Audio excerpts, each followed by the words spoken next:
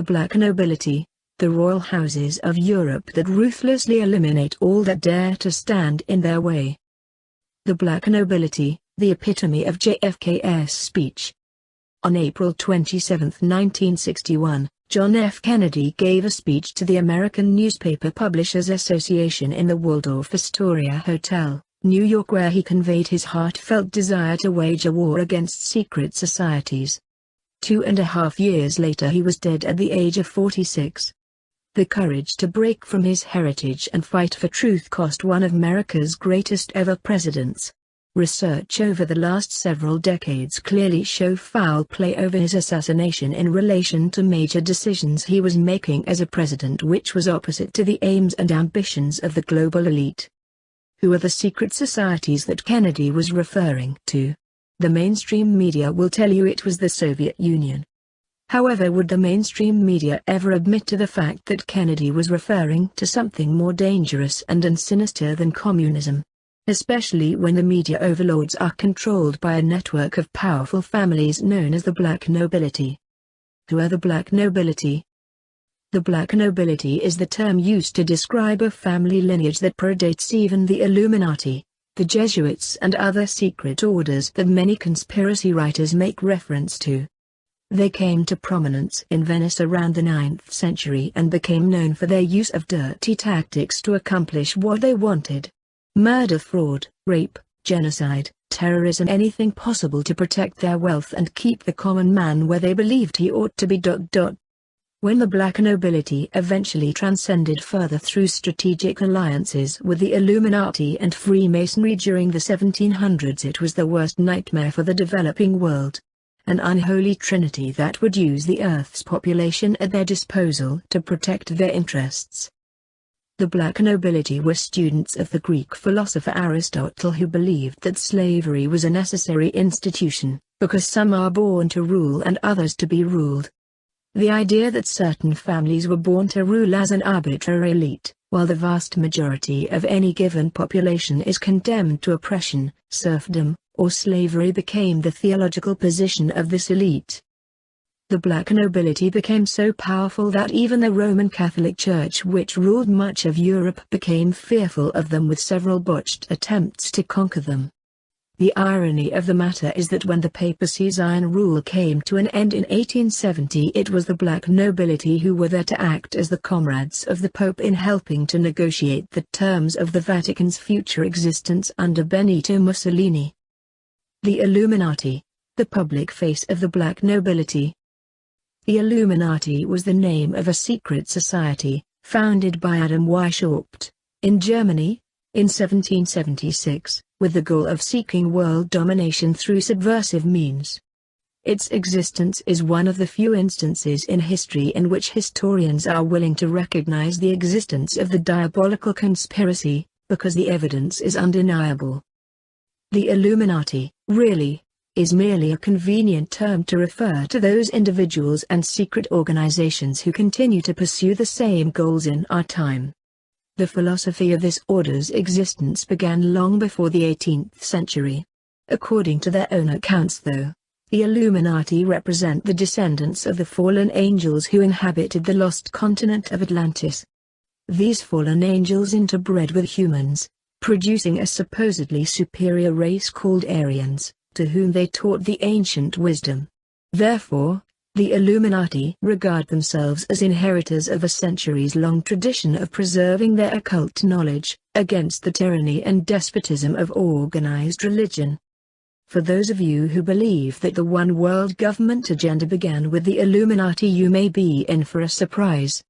The black nobility predates the Illuminati by over 800 years, and it was the black nobility which reshaped the emerging world by the time that the Illuminati and Freemasonry appeared on the scene. The gods of Mammon.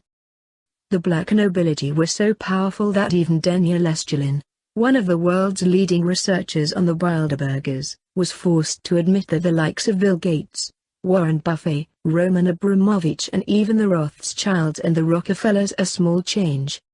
The black nobility were not just billionaires but trillionaires.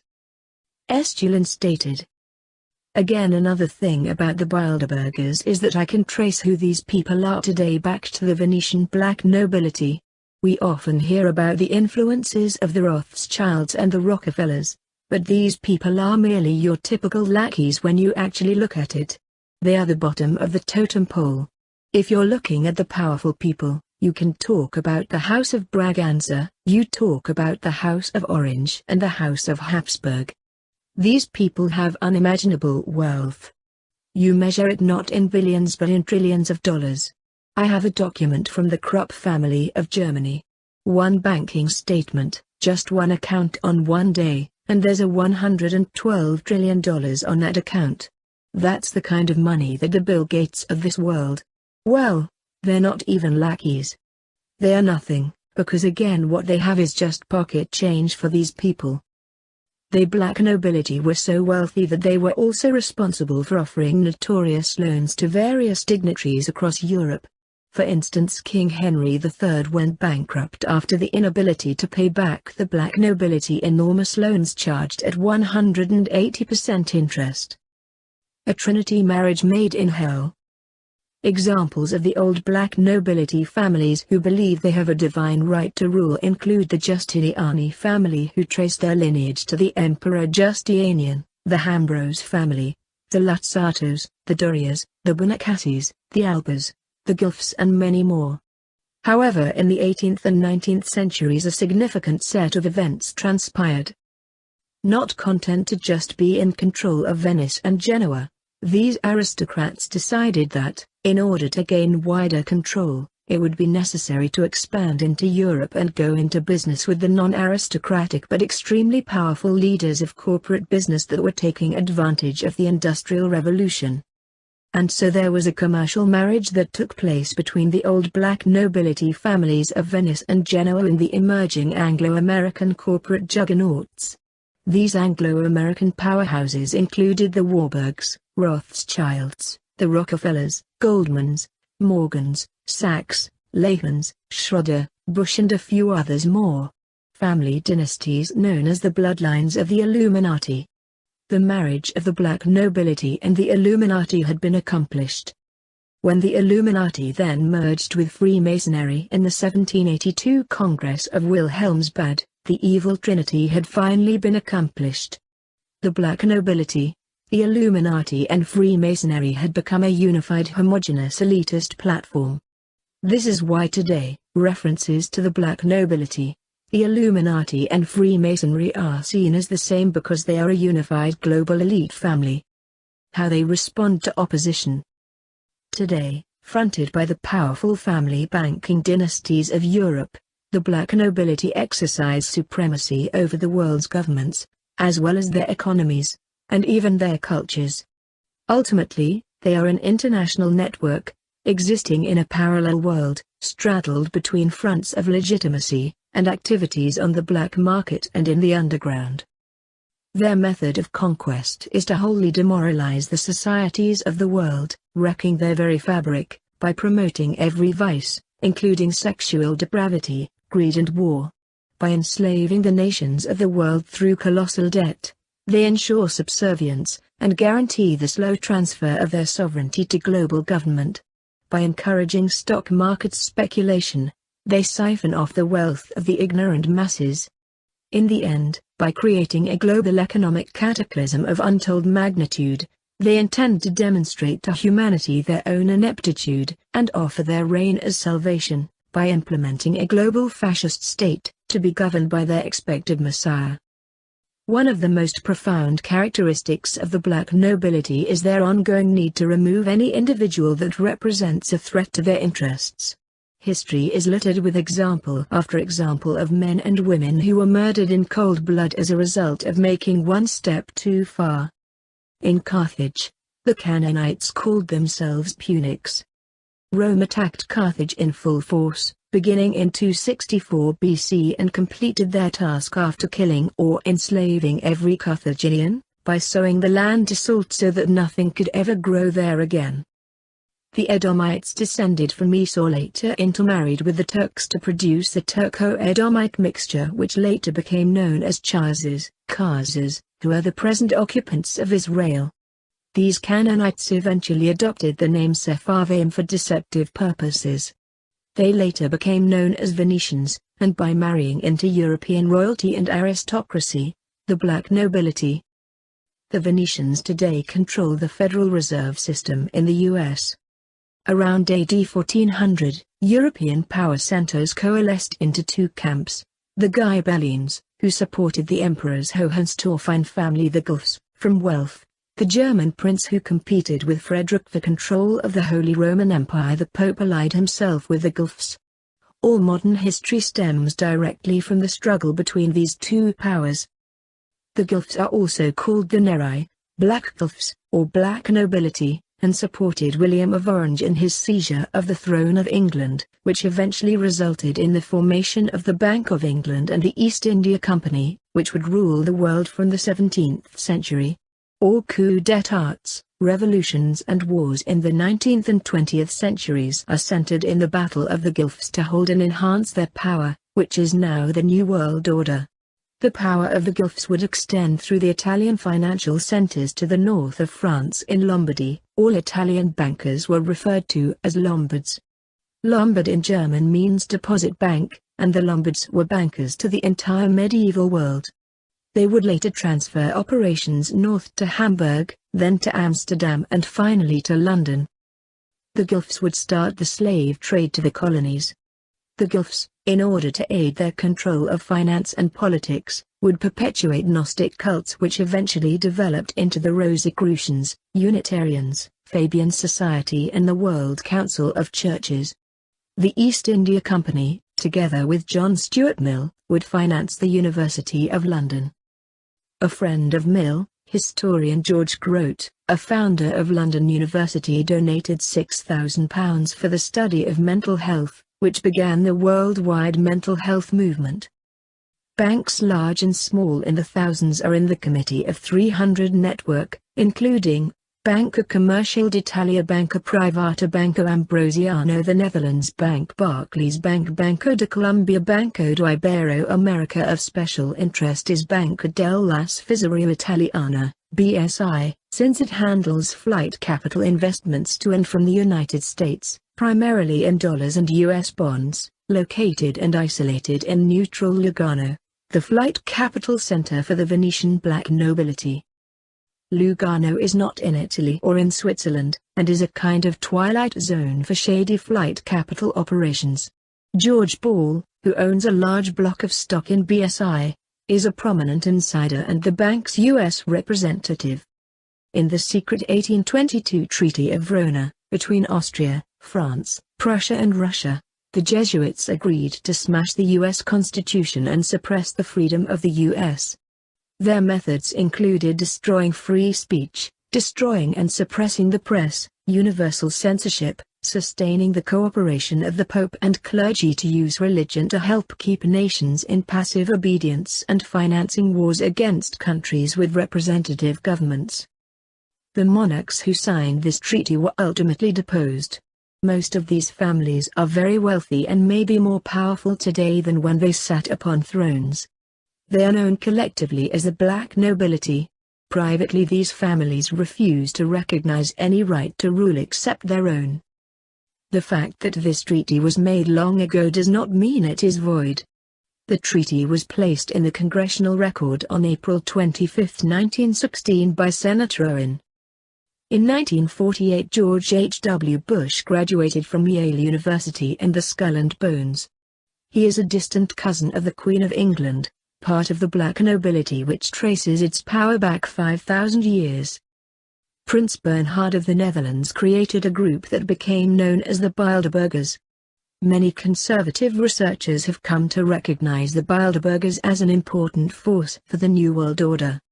Note, since the Bilderbergers, according to former British intelligence agent John Coleman, serve as a binding force between the three major one world government forces, the Wicker Masons, that is communism, the black nobility descendants of the early Roman emperors, and the Maltese Jesuits, each of which have 13 respective representatives on the 39-member Bilderberger board, and since a Nazi SS stormtrooper was responsible for developing this New World Order Coordination Council, and since Adolf Hitler's second book was titled, Believe It or Not, The New World Order.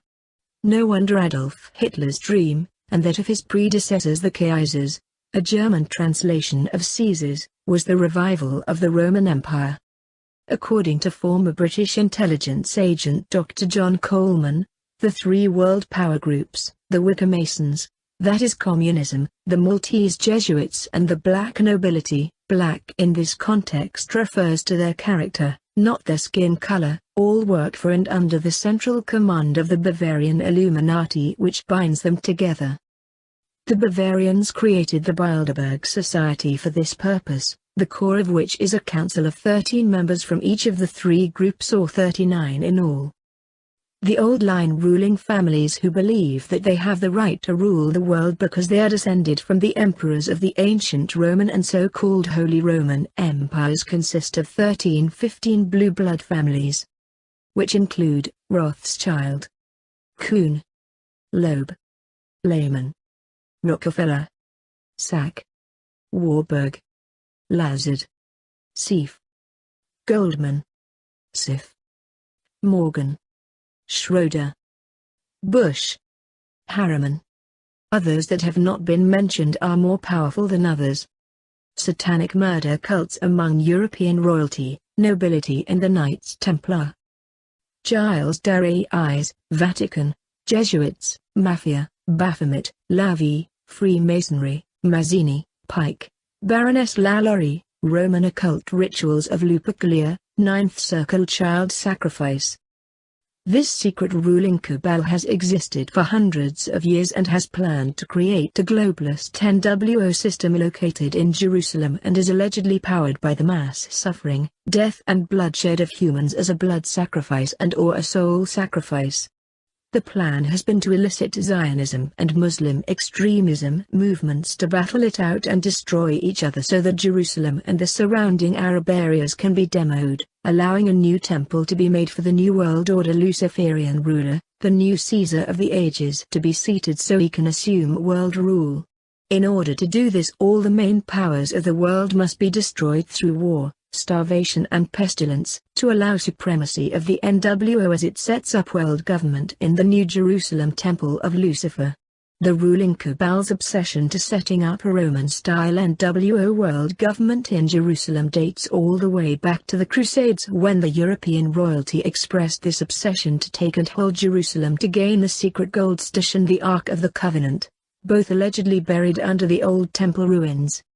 These City of London banksters and their Wall Street franchisees set up and financed the Bolshevik Revolution in Russia in 1915 with its brutal Red Terror, and also designed Nazi National Socialism as a fascist counterbalance.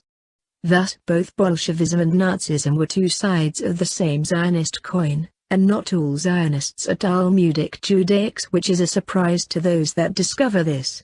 The Nazi faction still exists as a secret, covert Fourth Reich controlling some of the large Wall Street banks and many of the major oil companies, big pharma and defense contractors and some American intel factions. The Zios run the central banking and pernicious usury to create massive numbers of debt slaves, run the FBI and have hijacked much of the high military command and the NSA and other intel agencies, and have been in the initial stages of moving the essence or central control of these entities to Israel in privatized form. This is now being exposed and blocked within the military high command and intel, also at many other levels of American society, which means that Zionism is now likely in its death throes and will be thrown under the bus soon. But this also makes them very dangerous too until they are thrown under the bus, and they seem to be hell-bent on starting a nuclear World War III first. It seems as if the cabal and its cutouts are seemingly under the spell of some evil soulless mind-controlling entity, perhaps best described as a cosmic or demonic parasite that feeds off intense acute or prolonged human suffering and mass death. And it seems as if this suffering is purposefully caused by traumatic harm and death to humans from the intentional social engineering of massive crime, chaos, social breakdown, starvation, and war 24/7 in order to provide near constant shedding of blood, which is also alleged to provide energy and life to these parasites who appear to crave their own private near-constant mass human sacrifice. UFOs are real and are advanced interdimensional anti-gravity craft, AGCs, and have been recovered by the American Army Air Corps, now the USAF, after crashing, and have contained alien ET pilots. These craft have been back-engineered, and the USG has entered into several top-secret treaties with certain alien groups to obtain ultra-high technology in return for access to human and animals for biological sampling as long as certain rules are met. It turns out that these alien ET are liars and deceivers, have broken the agreements, and some have used humans for food. The secret shadow government, SSG, has taken over the majority of these alien ET treaty issues and has entered into joint programs with these aliens to build underground bases where they have set up hybridization labs to help the alien ETs develop new hybrid human beings with psi power and super soldier characteristics. So far these experiments have failed and the aliens have not been able to synthesize the human soul, which is what they are after. It is alleged that other major nations like China and Russia have entered into exchange treaties with various alien ET entities also. Numerous researchers believe that alien beings have been able to mind-control top SSG and black nobility/Illuminati/Cabal leaders by infecting them with a cosmic parasite which transforms them into power-obsessed individuals, filled with bloodlust and desire to engender mass death and destruction, and best described as completely self-serving and the ultimate evil. This occurrence would explain why the top world leaders and those who run the SSG act the way they do. These individuals are believed to be infected with a cosmic parasite that seeks energy they can somehow capture, provided by intense and mass human suffering and traumatic death. This parasite makes them act like a power-mad, bloodthirsty mass-murdering parasite against the human race, all the while believing the delusion that their eugenics and mass death is an attempt to purify and save the human race. Thus this cosmic parasite's apparent script is to manipulate and mind-control world leaders of the Cabal to produce as much human suffering, shedding of blood and traumatic mass death as possible in order to extract energy from suffering humans and humans that are dying traumatically sick beyond words. And yes, it's demonic and pure evil if true. And some intel insiders have alleged that it is rumored that DC is by far the most psychotronically mind-controlled geographical space in the whole world, being constantly bombarded with scalar/torsion/standing waves, ultra-low ELF, and pulsed beam microwaves from stationary triangulated ground transmitters surrounding DC and satellite-based nuclear-powered transmitters from high-tech large orbital space platforms. Thus not only are DC politicians and officials perhaps the most sexually human compromised, bought off/owned/bribed or blackmailed groups in history, but also perhaps the most cosmically parasitized individuals in recent history, causing them to personally function as the worst criminal psychopaths and parasites on humanity as well as the American citizens that have ever existed. Some insiders have leaked rumors that the Beyond Black psychotronic technology is used to hive the susceptible subjects who have weak character or are psychopaths. This involves the aerosol spraying of something called nanosmart dust from CIA or DoD contract aircraft. This dust is magnetic, has CPU properties when properly flashed after being inhaled and migrating to the brain across the blood-brain barrier, and tends to create hived behaviors rendering top politicians, police and intel is mentally subject to the psychotronics of the central hive, usually mounted on towers or space platforms. These particular nanoparticles were discovered from electron microscopy and chemical analysis of the magnetic particles in the brains of birds, bees, and other insects which appear to be externally navigated and controlled to serve their hive, which transmits interdimensional signals via particle entanglement. Don't expect the USG to confirm these rumors soon, because if true it is the glue that keeps their criminal psychopaths on script and one of their deepest secrets at the same Beyond Black unacknowledged program level of their triple helix, self-healing hybrid super soldiers with focused psi power and mild to moderate spontaneous remote viewing.